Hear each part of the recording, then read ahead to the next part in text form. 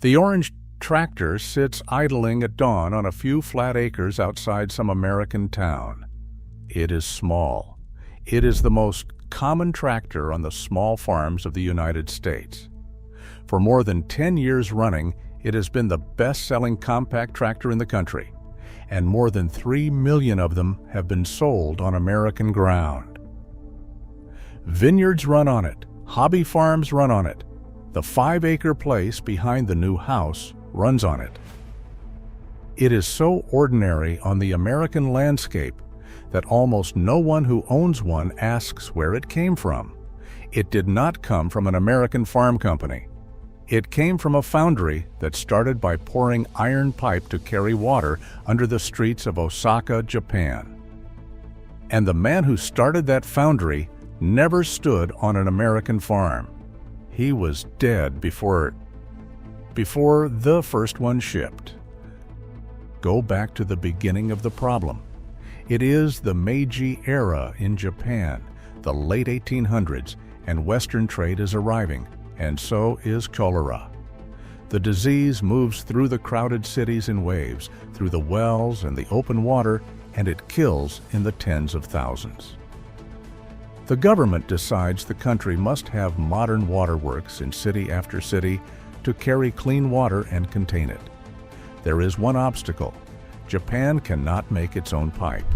Every length of cast iron water pipe is imported because a long, thin pipe warps as it cools in the casting, and the wall thickness goes uneven, and an uneven pipe cannot hold water pressure.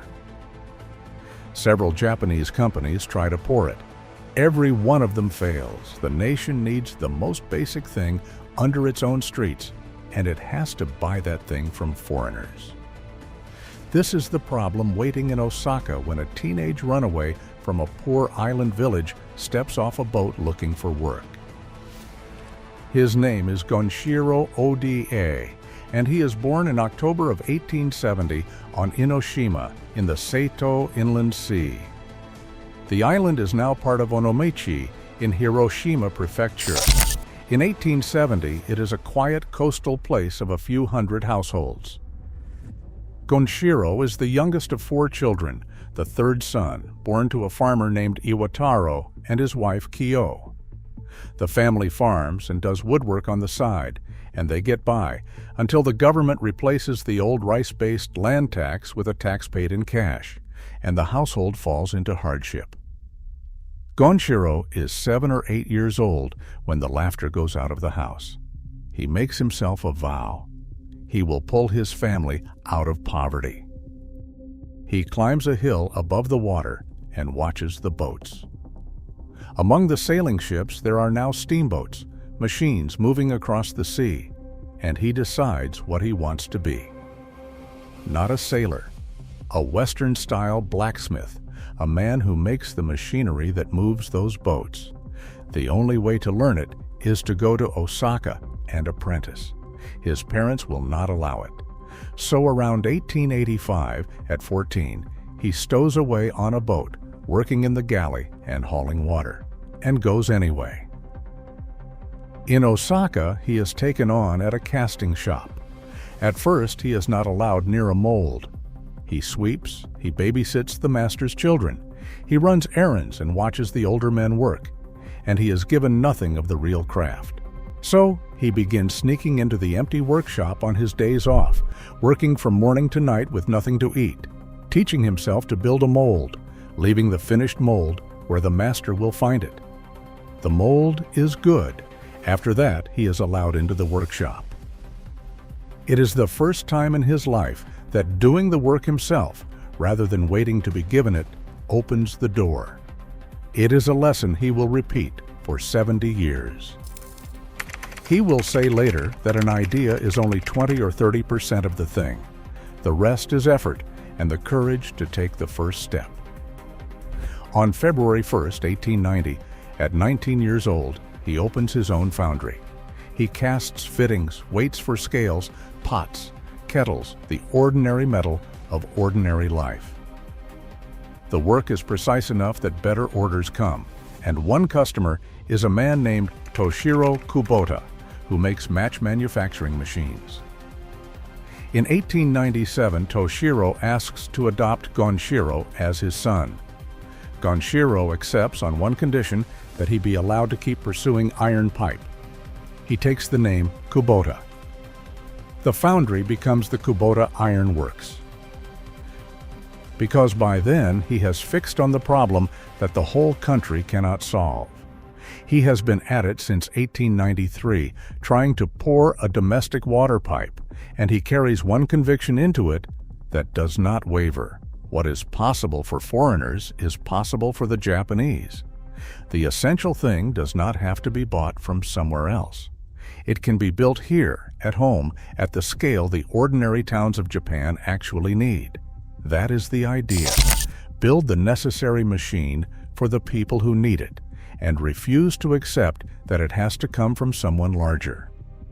In 1900, after 7 years of failed pours, he files the method that changes everything.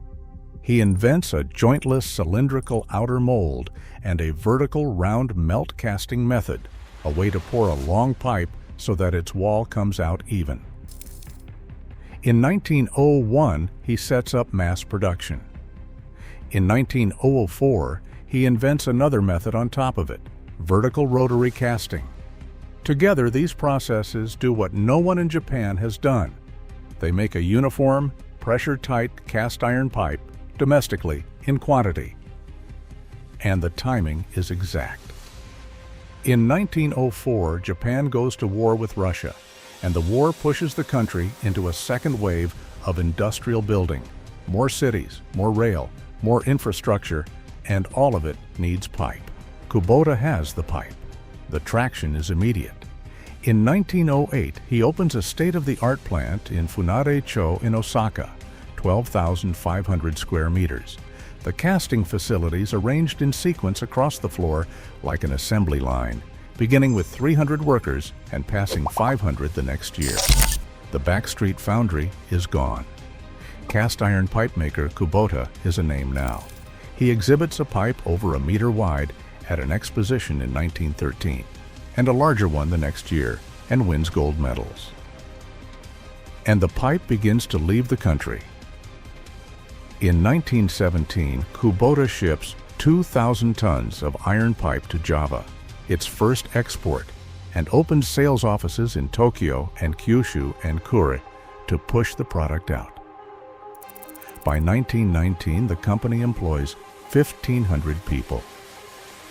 Gonshiro himself sails abroad in 1919 and again in 1927 to study how the West pours its best pipe and brings home the centrifugal casting method that will keep him ahead. In 1927, he buys out the Sumidagawa Iron Works and tightens his grip on the pipe that runs under the country. By 1932, his pipe reaches Europe, a single order from Groningen in Holland for 2,400 tons of 30-inch cast iron pipe for a city waterworks. The boy who could not make a pipe in Japan is now selling it to the people who taught the world how. Then the idea spreads outward, and every move is the same instinct applied to a new essential.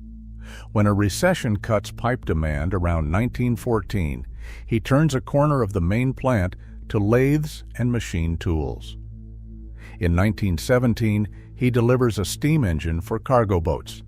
In 1919, he founds a company called Jitsuyo Jidosha, the practical automobile company, and the name is the whole point. He is not chasing the luxury car. He buys a patent from an American named Gorham and builds a small vehicle sized for Japan's narrow roads, the practical machine for the ordinary driver. That car line will later merge into the DAET company and become the ancestor of Datsun. In 1922, he builds his first kerosene engine for farm and industrial use, and it takes a top prize at an agricultural exposition in 1925. The Ministry of Commerce and Industry names the Kubota oil engine an excellent domestic product.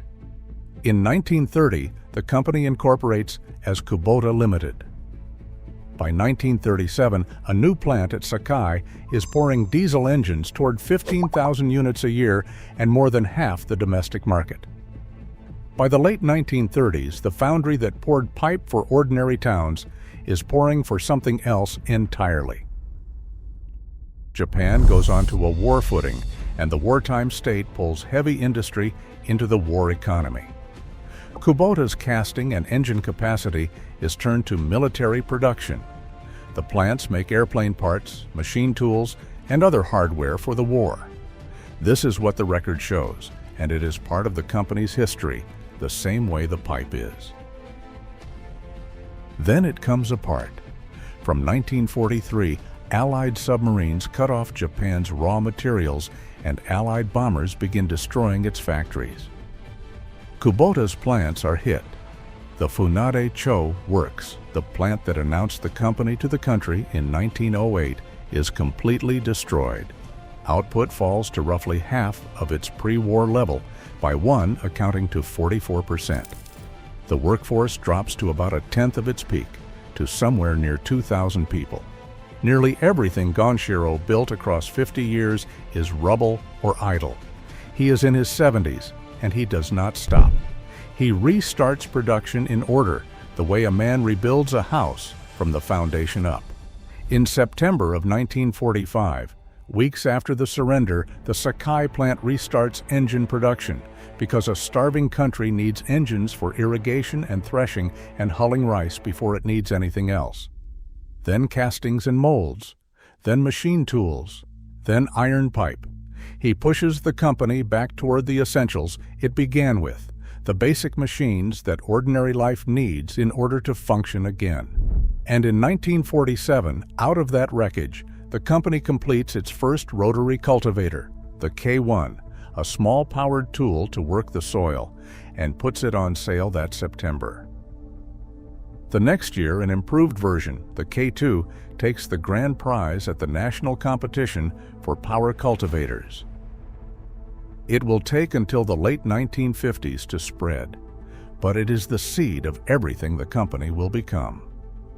Convinced the recovery is real, Gonshiro resigns the presidency in February of 1949 and hands the company to his eldest son, Seiichi Kubota, the second president in the company's history.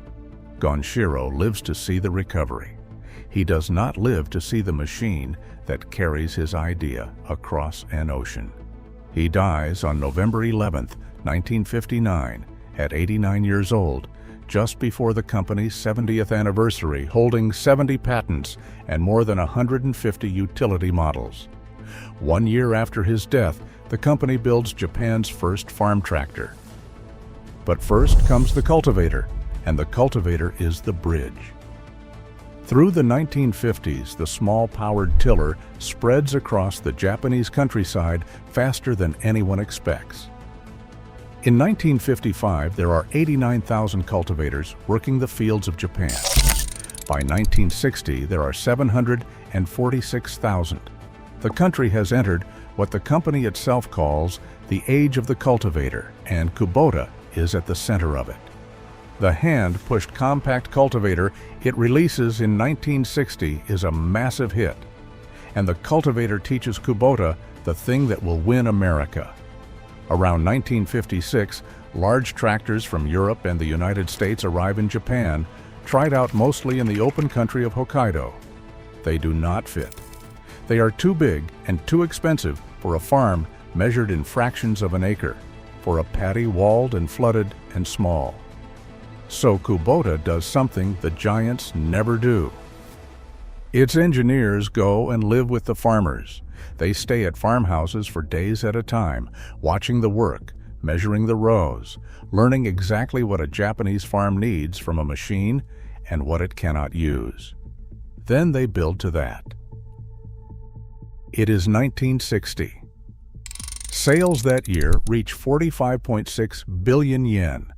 And the first tractor is the Type T15, a 100% Japanese-made dry field riding tractor, followed in 1962 by the L15R, built for the flooded rice paddy. These machines are designed under a hard constraint. The Japanese farm is tiny. So Kubota builds the tractor small, light, and maneuverable, scaled to the smallest farms in the world, because that is the only kind of farm it has to serve. At the very same moment, on the other side of the Pacific, the American tractor industry is running in the exact opposite direction. The 1960s in America are the horsepower race. John Deere abandons its old two-cylinder engine in 1960 for a new generation of bigger, more powerful tractors. By 1966, a single 100-horsepower model, the 4020, accounts for 48% of all John Deere tractor sales.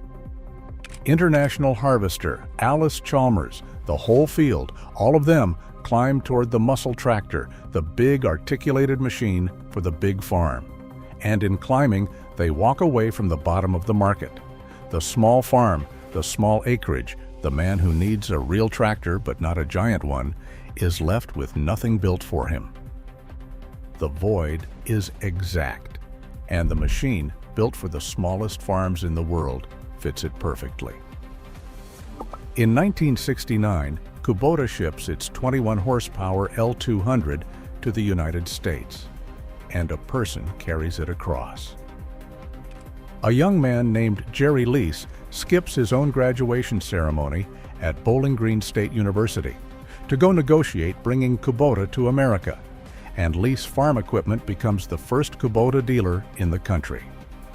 The L200 is an overnight success. It fills a product void that the American giants created and never noticed. It is small, it is a durable diesel, and it is built to be agile on a few acres in a way no American tractor on the lot is. The man with 5 acres, the orchard, the horse property, the small specialty grower, none of them had a machine, and now they do. There is one more decision that matters, and it is the diesel itself. Around this time, the American company Ford comes to Kubota wanting small tractors built to its order. The American market runs on gasoline and asks for gasoline. Kubota refuses. It insists on the diesel engine, the compact multi-cylinder diesel it has spent decades learning to pour and build, because the diesel is tougher, lasts longer, and burns less. The American buyer does not know yet that he wants it. Within a few years, he will not buy anything else. Then comes the named innovation that turns a niche into a category. Four-wheel drive is common on the big American tractors, but in the compact class, it is unheard of. Kubota brings it down to the small machine in the mid-1970s with the 12-horsepower B6000, an ultra-compact tractor on Ford-driven wheels. Four-wheel drive on a tractor that size is a first, and it becomes the benchmark the whole compact segment is measured against. In 1972, on the strength of the early success, Kubota Tractor Corporation is incorporated in Compton, California. That same year, it sells more than 2,000 tractors in America. And here, the loop closes. The same instinct that made a poor island boy pour domestic pipe for the ordinary towns of Osaka, the refusal to accept that the essential machine must come from someone bigger or be built for someone bigger, is exactly the instinct that lets a little orange tractor take the American small farm that John Deere and International Harvester had written off. By 1984, the company has built its millionth tractor. And the orange machine is just getting started in America. The years after run in one direction, upward. The company lists on the New York Stock Exchange in 1976. In 1988, it opens Kubota Manufacturing of America in Gainesville, Georgia, its first manufacturing base on American soil, building the machine in the country that buys it. In 2000, it introduces the BX series of subcompact tractors for the residential acreage, the smallest tractors yet, for the smallest properties yet. In 2005, the company passes 3 million tractors built in total. In 2011, it sells its 1.5 millionth unit in the United States alone. By 2013, it is building compact models at a plant in the United States. The man at the center of it is long gone. returned to him for a moment. The runaway who stowed away on a boat and watched the steamboats and decided to make machines. Dead since 1959, his adopted name now stamped on equipment on every continent. What he set in motion is now this. Kubota runs roughly 180 companies across 120 countries, employs about 52,000 people, and earns revenue of 3.2 trillion yen, around $20 billion, with close to 4/5 of it coming from outside Japan. In the United States, it has been the best-selling compact tractor brand for more than a decade. It has sold over 3 million units on American ground. And in its class, owners report fewer problems per machine than with any other brand. The idea was never complicated. It did not require genius. A water pipe and a small tractor are the same kind of object. They are the unglamorous, essential things that ordinary life depends on, and they are built to the scale of the person who actually needs them. Gonshiro Kubota's one quality was that he refused to accept that the essential thing had to come from someone else or be built for someone larger than the person in front of him. He chose the practical machine over the prestige machine every single time across pipe and engines and cultivators and cars for nearly 70 years. A nation that could not pour its own pipe became a company that put its machine on the small farms of the country with the largest farms on earth. It did it by building every time for the user everyone else had overlooked. The water pipe company conquered America's small farms because it never once forgot who the small farmer was.